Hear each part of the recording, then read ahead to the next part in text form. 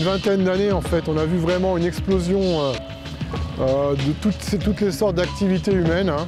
L'impact des activités humaines sur les cétacés est spécialement notable dans les milieux fortement anthropisés, hein, donc tout le nord de la Méditerranée. On a un phénomène d'augmentation du risque de collision lorsqu'il y a plus de bateaux et plus de baleines. C'est généralement la période qui s'étend du mois d'avril au mois de novembre dans le nord de la Méditerranée.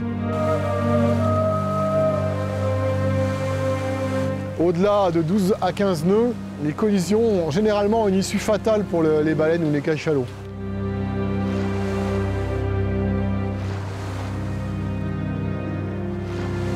On estime que vraiment beaucoup de gros cétacés ont été victimes de collisions et un danger insidieux qui n'est pas toujours visible, c'est la pollution.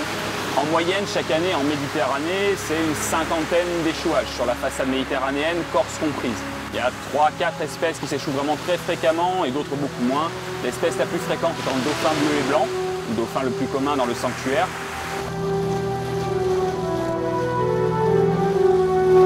En ce qui concerne les cadavres, il y a des règles à respecter en termes de maladies, donc il faut intervenir avec des tenues, des gants, des protections, des masques. Et pour les animaux vivants, il faut bien connaître les cétacés, leur comportement, pour pouvoir les manipuler de la meilleure façon possible.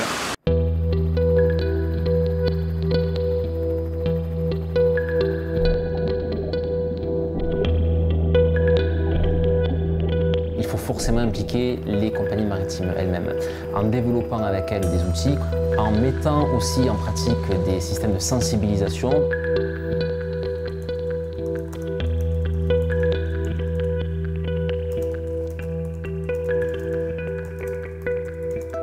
Le principe de REPSET, c'est d'équiper tous les navires d'un logiciel qui permet aux bateaux de s'informer les uns les autres des positions de baleines qu'ils ont vues sur leur route de navigation.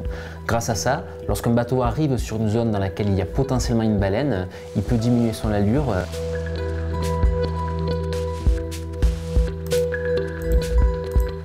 terme, on peut imaginer également des mesures réglementaires qui permettraient de diminuer les risques de collision, de diminuer également les perturbations liées à l'acoustique. Mais dans le cadre de Pélagos, il faut toujours que ça se fasse en concertation avec les armateurs, évidemment.